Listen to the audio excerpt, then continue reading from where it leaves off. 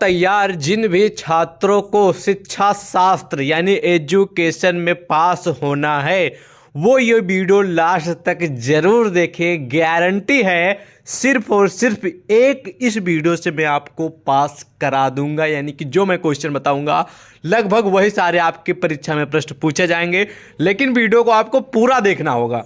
ज़्यादा लंबी वीडियो नहीं है, मुश्किल से 15 मिनट की वीडियो होगी, लेकिन आप लोगों की साल भर की मेहनत सिर्फ एक ही वीडियो में क्लियर करने वाला हूं।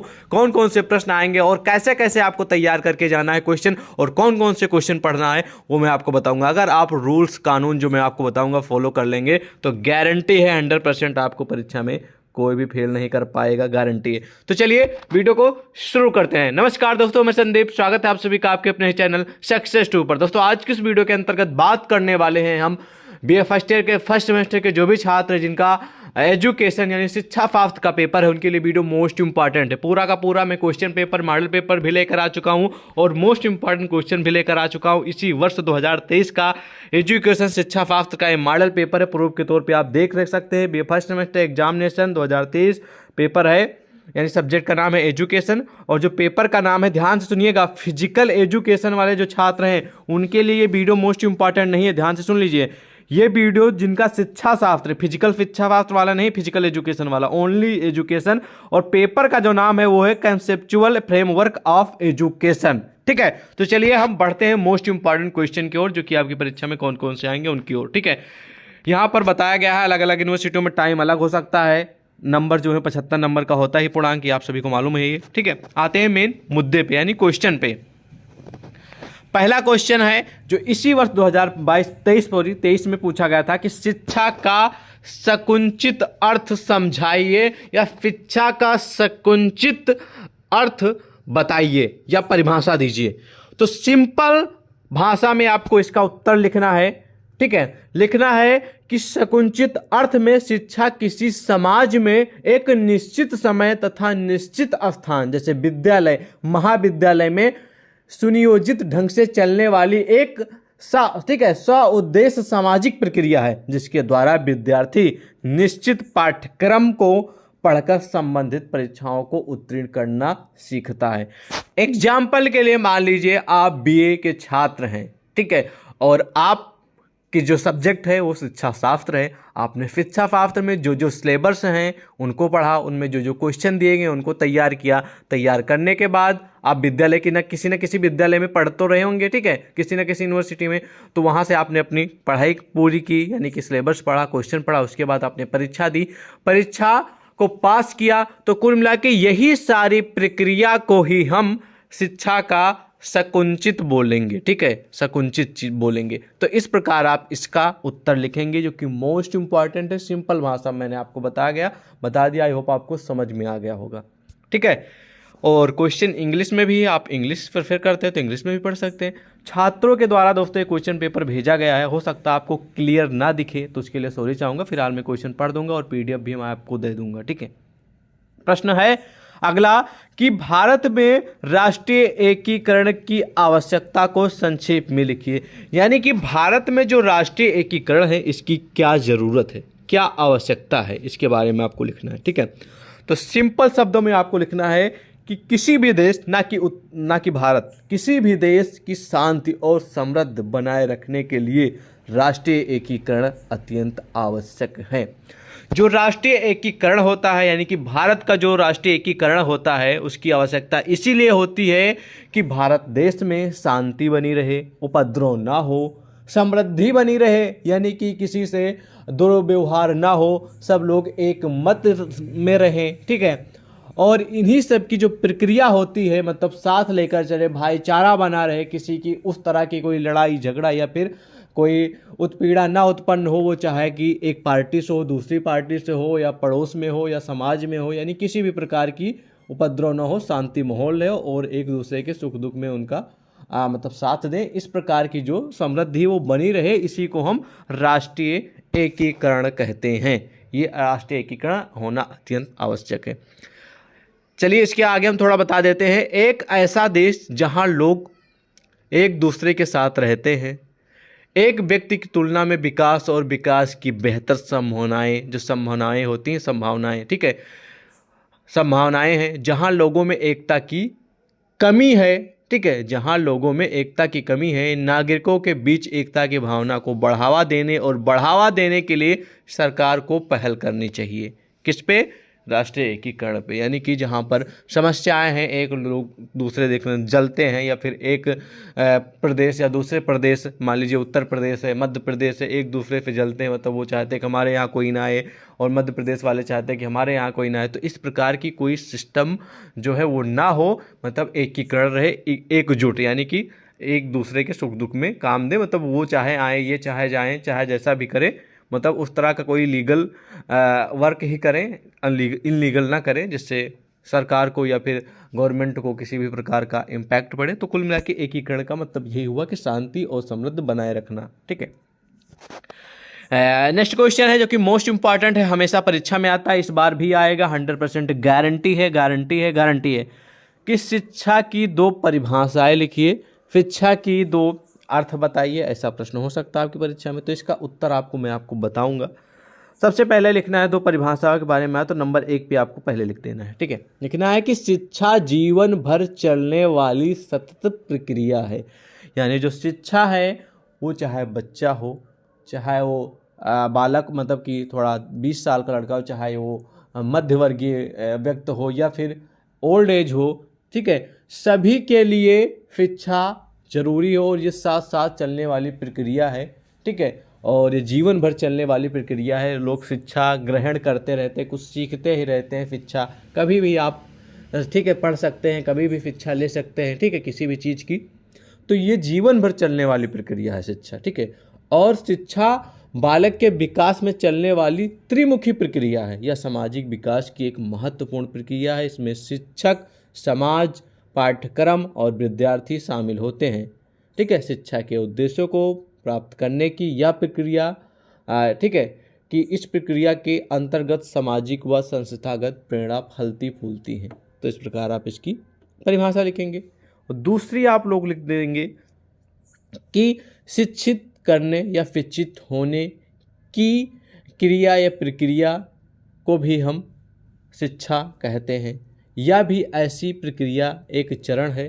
शिक्षित होने की प्रक्रिया से उत्पन्न ज्ञान और विकास को भी हम शिक्षा कहते हैं। तो आप इस प्रकार भी इसकी परिभाषा लिख सकते हैं। ठीक है, तो बहुत सारी परिभाषाएं आप अपने अनुसार लिख सकते हैं। अगर इतना भी लिख देंगे तभी आप लोगों के लिए इनफ है। शिक्षा कोई हार्ड क्वेश्चन नहीं, नॉर्मल है, आप लोग लिख देंगे। ठीक है, नेक्स्ट क्वेश्चन आ गया आप लोगों के समझ, जो कि मोस्ट इंपॉर्टेंट है कि अवकाश के सदुपयोग हेतु शिक्षा की आवश्यकता स्पष्ट कीजिए। तो इसका उत्तर आपको लिखना है कि यह क्रियाएं रचनात्मक नहीं हैं, अपितु असामाजिक ही कही जा सकती हैं, क्योंकि लोग इससे न सिर्फ अपना समय नष्ट करते हैं बल्कि दूसरों का समय भी नष्ट करते हैं। स्पष्ट है कि अवकाश का सदुपयोग करने के लिए शिक्षा आवश्यक है। बालक को प्रारंभ से ही समय के मूल्य का ज्ञान देना और उसके सदुपयोग की शिक्षा देनी चाहिए। कहने का मतलब अवकाश में जो सदुपयोग, मतलब कि जो लोग मान लो अवकाश है, छुट्टी है, उसमें शिक्षा का जो लोग यूज नहीं, मतलब शिक्षा नहीं ग्रहण करते हैं, तो अवकाश के समय में भी इसका जो प्रयोग है वो करना चाहिए और शिक्षा देनी चाहिए। और जो मुख्य चीज़ है, ठीक है, बालक मान लीजिए है, और उसको प्रारंभ से ही समय के बारे में बताएंगे कि समय कितना मूल्यवान है, और समय मूल्यवान है तो इसका यूटिलाइज यानी कि यूज ज़रूर करें, और शिक्षा में ज्ञान में प्राप्त करने में इसका सदुपयोग करें। ठीक है, ना कि दुरुपयोग करें। तो इस प्रकार आप इसकी परिभाषा लिख सकते हैं। हालांकि ज़्यादा लॉन्ग में नहीं लिखना है, नॉर्मल क्वेश्चन है, करीब करीब आपको 100-150 शब्दों में लिखना है। ठीक है, हो सकता है यही प्रश्न आपके दीर्घ उत्तरीय में आ जाए, तो आपको वहाँ पर थोड़ा लॉन्ग में 5 शब्दों के करीब लिखना होगा। ठीक है, तो क्वेश्चन जो मैं आपको बता रहा हूँ इनका तो आप लोग टिक कर लीजिएगा। ये महत्वपूर्ण जो मैं प्रश्न बता रहा हूँ इनको आप लोग ध्यान से सुन लीजिएगा, और बाद में इनका उत्तर जो आप लोग क्वेश्चन बैंक इंटरनेट पर ढूंढ के पढ़ लीजिएगा। ठीक है, चलिए बढ़ते हैं नेक्स्ट क्वेश्चन की ओर। नेक्स्ट है कि भारतीय संविधान के मूल तत्व कौन कौन से हैं भाई।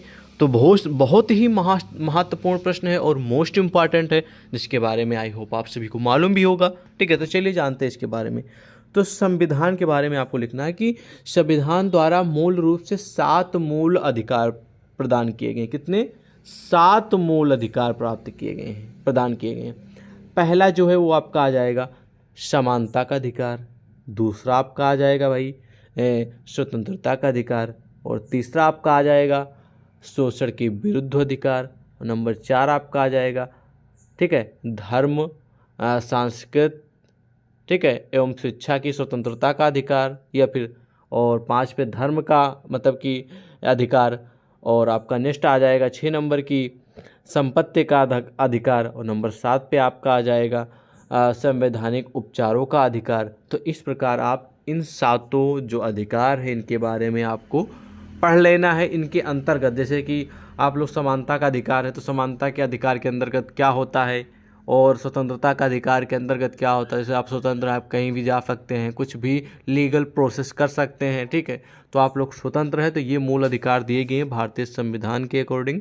तो आप इनको इन्हीं के अंतर्गत आप कुछ भी कर सकते हैं, ठीक है, इनको ध्यान देते हुए इन 7 मूल अधिकारों को, ठीक है। तो इस प्रकार आप इसका उत्तर लिखेंगे। ओके, नेक्स्ट क्वेश्चन आ जाएगा कि किंडरगार्टन प्रणाली पर टिप्पणी लिखिए। इतना मोस्ट इंपॉर्टेंट कैटेगरी का नहीं, आप पढ़ भी सकते हैं, इग्नोर कर सकते हैं। तो चलिए हम इसको इग्नोर ही कर दे रहे हैं, ठीक है। नेक्स्ट क्वेश्चन आप लोगों के समझते हैं कि ऑपरेशन ब्लैक बोर्ड को समझाइए। तो चलिए जानते हैं ये क्या चीज़ है।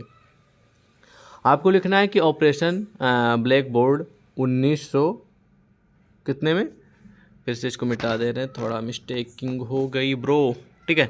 चलिए आ जाते हैं 1987, ठीक है, 1987 में भारत सरकार द्वारा लागू की गई एक योजना थी। कौन? ऑपरेशन ब्लैक बोर्ड, ठीक है, जिसे राजीव गांधी के शासन के दौरान 1986 के NP, ठीक है, ई द्वारा उत्पादित किया गया था। सभी के लिए शिक्षा के सपने को साकार करने के लिए प्राथमिक शिक्षा के क्षेत्र में विशेष रूप से बालिकाओं को आकर्षित करना, प्राथमिक शिक्षा की गुणवत्ता में सुधार करना था। तो ये है ऑपरेशन ब्लैक बोर्ड का मतलब। तो ये जो प्रारंभ हुई थी 1987 में, और उसमें किस चीज़ के लिए की गई थी, किसके माध्यम से की गई थी, ये सारी जानकारी आपको मिली। मोस्ट इंपॉर्टेंट टॉप लेवल का प्रश्न है, आपकी परीक्षा में आने के पूर्ण चांस है, तो तैयार कर लीजिएगा। ओके, नेक्स्ट क्वेश्चन है कि राष्ट्रीय मुक्त विद्यालय शिक्षा का महत्व बताइए। ये भी मोस्ट इंपॉर्टेंट कैटेगरी का क्वेश्चन है, इसका भी उत्तर आपको जानना बहुत ही जरूरी है। तो इसका उत्तर लिखेंगे कि जो राष्ट्रीय मुक्त विद्यालय शिक्षा का जो मुख्य उद्देश्य है या फिर महत्व है वो है कि देश के सुदूरवर्ती क्षेत्रों के विद्यार्थियों को सस्ती शिक्षा सुलभ कराना। कहने का मतलब ये है कि काफ़ी जो दूर दराज के क्षेत्र के जो बच्चे रहते हैं, आते हैं पढ़ने, उनको सस्ती शिक्षा प्रोवाइड करना। केंद्रीय माध्यमिक शिक्षा परिषद, CBSE और उत्तर प्रदेश माध्यमिक शिक्षा परिषद आदि की भांति राष्ट्रीय मुक्त विद्यालय शिक्षा संस्थान भी माध्यमिक एवं उच्च माध्यमिक स्तर पर परीक्षा संचालित करता है। आई होप आपको समझ में आ गया होगा कि जो आपका केंद्रीय माध्यमिक शिक्षा परिषद या फिर उत्तर प्रदेश माध्यमिक शिक्षा परिषद है, इसी के भांति ही राष्ट्रीय मुक्त विद्यालय शिक्षा भी है जो कि परीक्षा संचालित कराती है। तो इस प्रकार आप इसका उत्तर लिखेंगे, इस प्रकार ये महत्व है। तो आई होप आपको समझ में आ गया होगा। बढ़ते हैं नेक्स्ट क्वेश्चन की ओर, जो कि जर्नली है, ठीक है, आप लोगों के लिए मोस्ट इंपॉर्टेंट, जो कि परीक्षा में 100% आएगा ही आएगा प्रश्न, ठीक है। लिखा है कि प्राचीन भारतीय शिक्षा में गुरु शिष्य संबंधों को स्पष्ट कीजिए। यानी कि जो प्राचीन काल में, ठीक है, प्राचीन में जो भारतीय शिक्षा थी उसमें गुरु जो और शिष्य के क्या क्या रिलेशन थे, क्या क्या वो लोग एक दूसरे से स्पष्टता रखते थे, ठीक है, गुरु भी और शिष्य के बीच में संबंध बताना है। तो लिखना है उत्तर में, ध्यान से सुनिएगा, कि प्राचीन काल में गुरु और शिष्य के संबंधों का आधार था गुरु का ज्ञान, मौलिकता और नैतिक बल, ठीक है, उनका शिष्यों के प्रति स्नेह भाव तथा ज्ञान बांटने का निस्वार्थ भाव।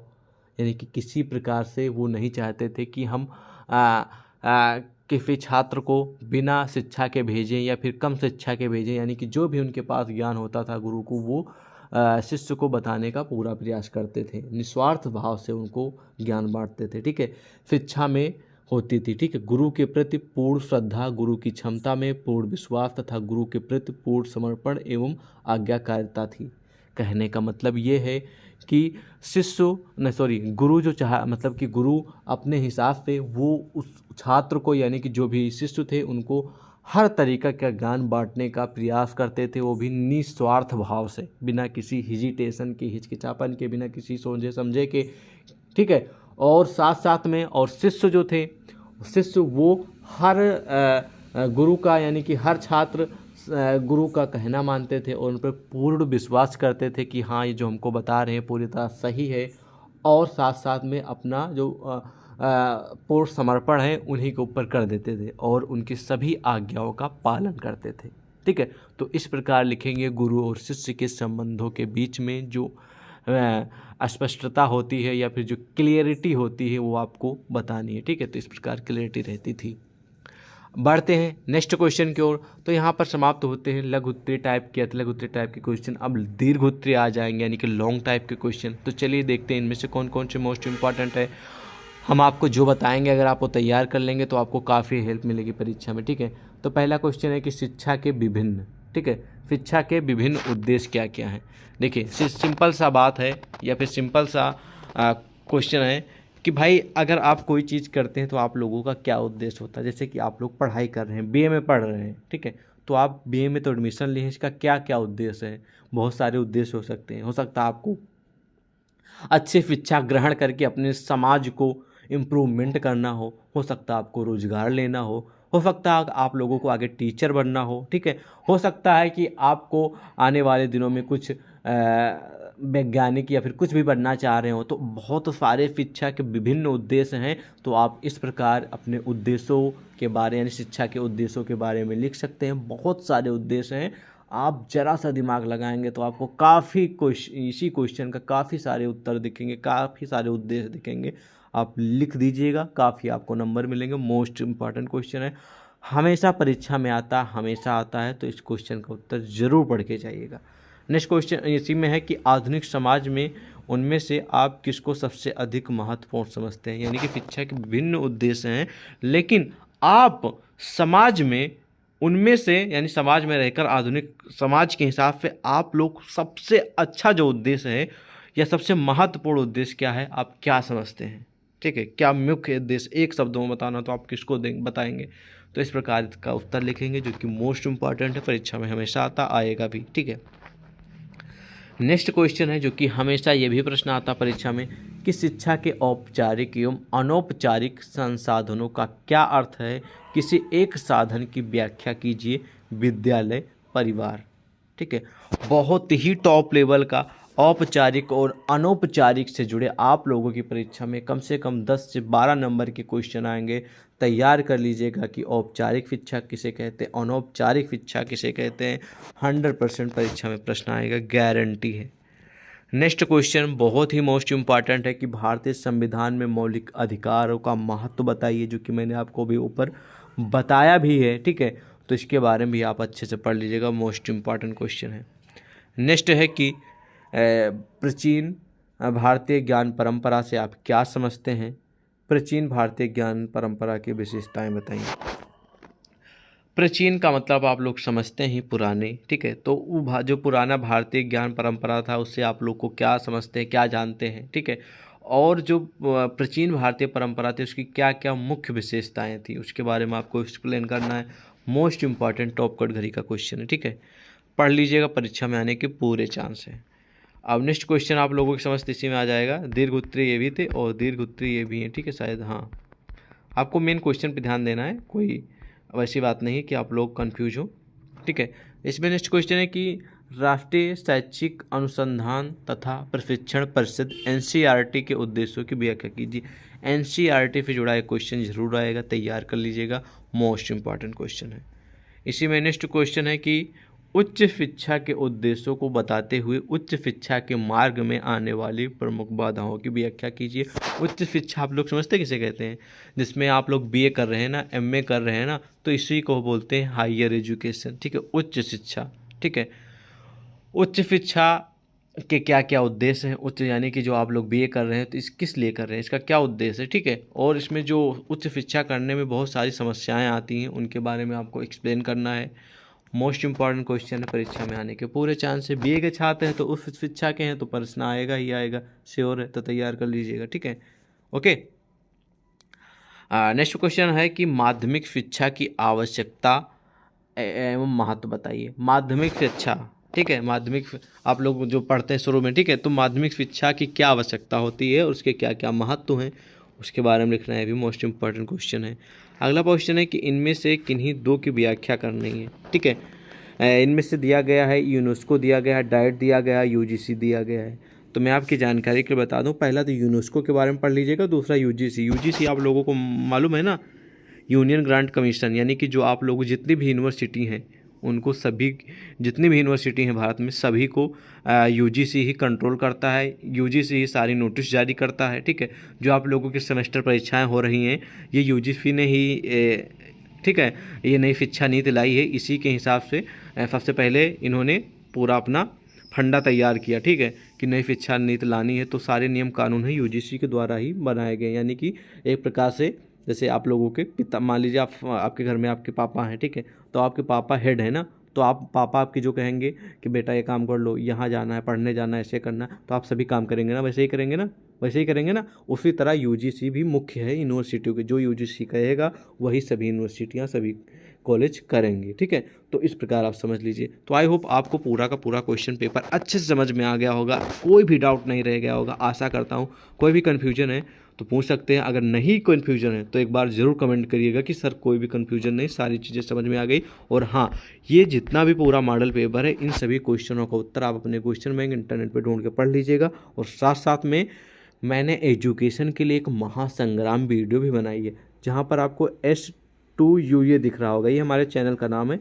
आप लोगों को समझ के साइड में गोल गोल यहाँ पर दिख रहा होगा, ठीक है, चैनल पे बगल में, ठीक है। इस पर क्लिक करके आप हमारे पहले तो आपको होम दिखेगा, फिर वीडियो दिखेगी, फिर शॉर्ट, फिर लाइव, उसके बाद प्ले लिस्ट दिखेगी। प्ले लिस्ट पर क्लिक करेंगे तो वहाँ पर आपको मिलेगा BA फर्स्ट ईयर एजुकेशन, ठीक है। उस पर क्लिक करेंगे तो वहाँ पर एक महासंग्राम वीडियो है, थंबनेल्स जो होगा उस पर लिखा होगा महासंग्राम, वो वीडियो देख लीजिएगा, बस गारंटी आप परीक्षा में पास हो जाएंगे। ये हमारी मुख्य ट्रिक है, उसी में से सारे प्रश्न आपकी परीक्षा में आएंगे। एक भी प्रश्न ऐसा नहीं होगा जो इस वीडियो को देखने के बाद आपको मतलब कि अन्य कोई क्वेश्चन आया परीक्षा में। वो वीडियो में जो जो क्वेश्चन बताएं वही सारे प्रश्न आपकी परीक्षा में लगभग आएंगे, ठीक है। कोई भी ऐसा क्वेश्चन नहीं आपको शायद देखने को मिलेगा जो अलग जगह से आएगा। तो आई होप आपको समझ में आ गया होगा, और वीडियो को लाइक कर दीजिएगा। मिलते हैं एक और नई वीडियो में, तब तक के लिए जय हिंद।